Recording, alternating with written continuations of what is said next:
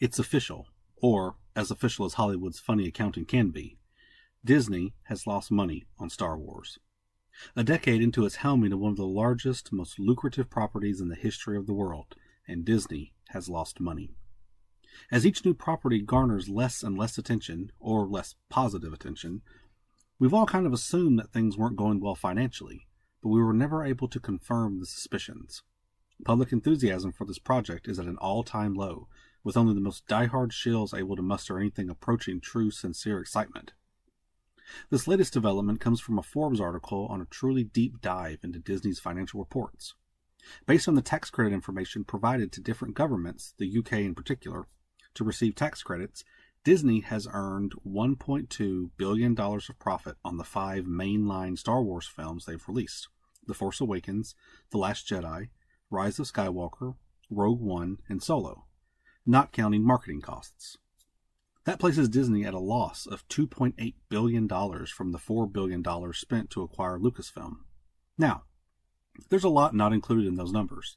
For the record, this is the net box office earnings for only the 5 movies. Disney has also produced a slew of streaming series for Disney Plus, like Mandalorian, Book of Boba Fett, Andor, and Ahsoka. We don't have the financial information on those shows, but they most assuredly cost multiple $1 million to produce. Return on those shows is almost impossible to calculate. The streaming shows are intended to draw viewers to Disney Plus, which we know has been struggling to gain and maintain viewers. I think it's safe to say that the Disney Plus shows have been financial losses. Also not included in this is the marketing budgets for the 5 movies. Disney marketing has gone off the rails over the previous decade, with some marketing budgets nearing half the cost of producing the movie. Factoring the marketing costs into the public numbers, you have to imagine that $1.2 billion profit has to be considerably lower, most likely dipping under $1 billion. Finally, also not included in the numbers is the merchandise proceeds. Now, Star Wars has always been a merchandising juggernaut, and this has continued in the Disney era. Star Wars merchandise is still plentiful and popular. However, no one can make the argument that merchandise profits have been $3 billion plus.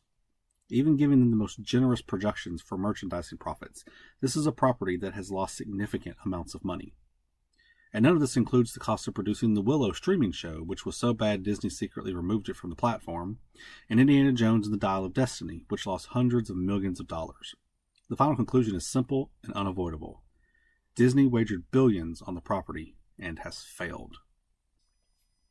Now, none of this will be a major problem under normal circumstances. A purchase like this is done for the long term. When the eye-popping price was originally announced, there were assurances from everyone that this was not a problem. This was a 100-year decision. Disney would be able to make Star Wars movies ad infinitum and reap unheard of profits. 10 years later, and Disney has destroyed the Star Wars brand. Disney has managed to lose several $billion and ensures that they may never be able to make a profit off of it. It's almost unfathomable to consider the damage done to this brand. There have been several properties announced, like the Rey movie and the Mandalorian movie, but will they really move the needle? Will either of those properties turn a profit? Things look dire for Disney. What do you think? Can Disney right the ship? Can Star Wars ever turn a profit? Let me know down below. Thanks for watching.